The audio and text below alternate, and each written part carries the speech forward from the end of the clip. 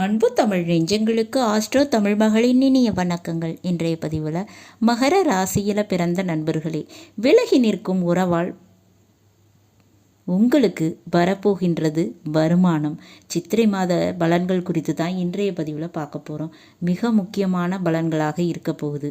ஏன்னா உங்கள் வாழ்க்கையில் முக்கியமான உறவுகளால் உங்களுக்கு நடக்க போகின்ற நன்மையான விஷயங்கள், அதை பற்றி தான் இன்றைய பதிவில் பார்க்க போகிறோம். பதிவினை முழுமையாக பாருங்கள். பதிவு பிடிச்சிருந்தா லைக் பண்ணி கமெண்ட் பண்ணி மற்ற நண்பர்கள் உறவினர்கள் பயன்பெற அவங்களுக்கும் ஷேர் பண்ண மறந்துடாதீங்க.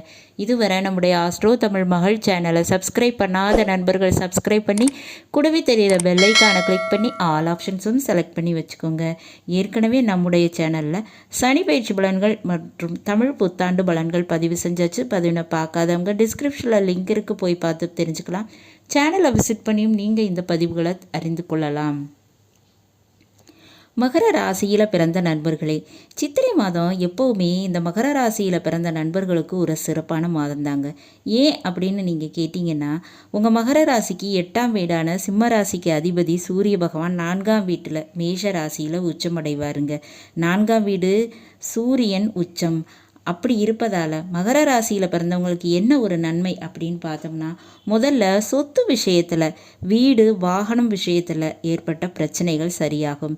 மிக முக்கியமாக சித்திரை மாதம் உங்களுக்கு என ஒரு நிலமோ வீடோ கார் போன்ற வாகனமோ அல்லது வீட்டுக்கு தேவையான முக்கியமான பொருள்களோ அதை வாங்குவீங்க. அதை வாங்குவதில் உங்களுக்கு உதவியாக அரசு அல்லது அரசு வேலை பார்க்குறவங்க அல்லது தந்தை ஸ்தானத்தில் இருக்கவங்க, பெரியப்பா சித்தப்பா என தந்தை ஸ்தானத்தில் இருக்கிறவங்களுடைய ஆதரவு கிடைக்குங்க.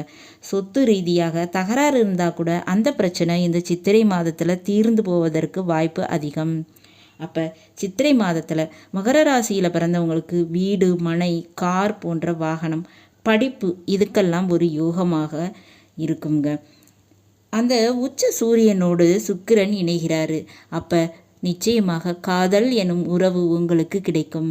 நீங்கள் பழகிய உறவுகள், நட்பு, யதார்த்தமாக கூட நீங்கள் பழகியிருப்பீங்க. அந்த நபர்கள் தான் இப்போ உங்களுக்கு உதவி செய்வாங்க, உங்கள் தொழிலுக்கு ஹெல்ப் பண்ணுவாங்க.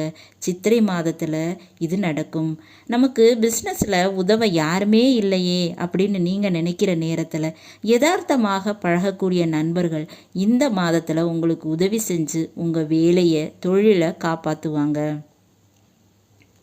அடுத்ததாக மீன ராசியில் சனி செவ்வாய் புதன் என்ற 3 கிரகங்களினுடைய சேர்க்கை இருக்குது. இந்த இடத்துல புதன் நீசம்ங்க. அப்போ உங்கள் ராசிக்கு 6ஆம் வீடான மிதுன ராசிக்கு அதிபதியாக இருக்கிறவர், 6க்கு உரியவன் நீசம். அப்போ சித்திரை மாதத்தில் கடன் பிரச்சனை ஓரளவுக்கு அடைய முடியும்.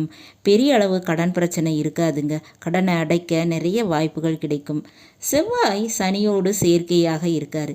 அப்போ இந்த நேரத்தில் பழைய நிலத்தில் புதிய வீடு கட்டலாம் அல்லது நின்று போன ஒரு தொழிலை ரீஸ்டார்ட் பண்ணுவதற்கு அல்லது ஏதாவது ஒரு பிரச்சனையில் சண்டை போட்டு குடும்பத்தை விட்டு விலகிய உறவு இருப்பாங்க இல்லையா, அது கணவன் மனைவியாக இருக்கலாம் அல்லது அண்ணன் தம்பியாக இருக்கலாம் அல்லது அக்கா தங்கையாக இருக்கலாம். அப்படி விலகி நிற்கக்கூடிய அந்த உறவுகள் மகர ராசியில் பிறந்த உங்களுக்கு அவங்க மூலமாக நல்லது நடக்க போது, அவங்க உங்களுக்கு நல்லது செய்ய போகிறாங்க. அவங்க நேரடியாகவோ மறைமுகமாகவோ உங்களுக்கு சொத்து அல்லது ஒரு பண ரீதியாக உதவி செய்வாங்க. நீங்கள் ஜெயிப்பதற்கு அவங்க காரணமாக இருப்பாங்க. சித்திரை மாதத்தில் அப்படி ஒரு அதிசயம் உங்களுக்கு நடக்குங்க.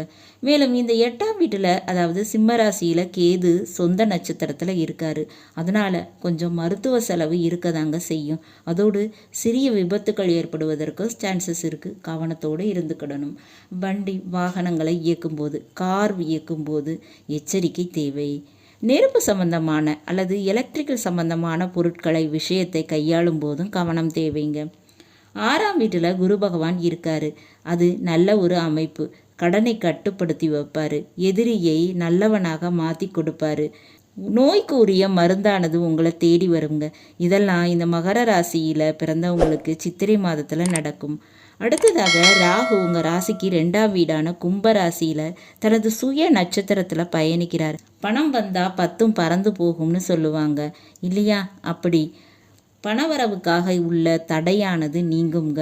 பணம் பல வழிகள்லையும் உங்கள் கைக்கு வந்து சேரும். அதுக்கு வாய்ப்புகள் ரொம்பவே அதிகம். பணவரவுக்குரிய தடைகள் நீங்குது. நீங்கள் தைரியமாக இருக்கலாம் இந்த சித்திரை மாதத்தில். இப்போ நீங்கள் வழிபட வேண்டிய தெய்வம் யாருன்னு பார்க்கலாம். சனிக்கிழமை அல்லது அமாவாசை நாட்களில் பெருமாள் வழிபாடு செய்யுங்க. அதுவும் நின்ற கோலத்தில் இருக்கக்கூடிய பெருமாள் ஸ்ரீதேவி பூதேவி சமேதராக இருக்கக்கூடிய விஷ்ணு பகவானை வரதராஜ பெருமாளை வணங்குவது மிகவும் நன்மையை தருங்க. மேலும் இந்த மாதத்தில் நீங்கள் கவனமாக இருக்க வேண்டிய விஷயம் அப்படின்னா, இந்த கவர்மெண்ட் சம்மந்தமான விஷயங்களில் இஷ்யூஸில் மாட்டிக்காதீங்க. அரசு மீது வழக்கு எதுவும் போட்டுடாதீங்க. தந்தையோட உடல்நிலையில் கவனமாக பார்த்துக்கோங்க. மற்றபடி பயம் தேவையில்லை. நல்ல விஷயங்கள் நடப்பதற்கு நான் சொன்ன மாதிரி பெருமாள் வழிபாடு செய்யுங்க.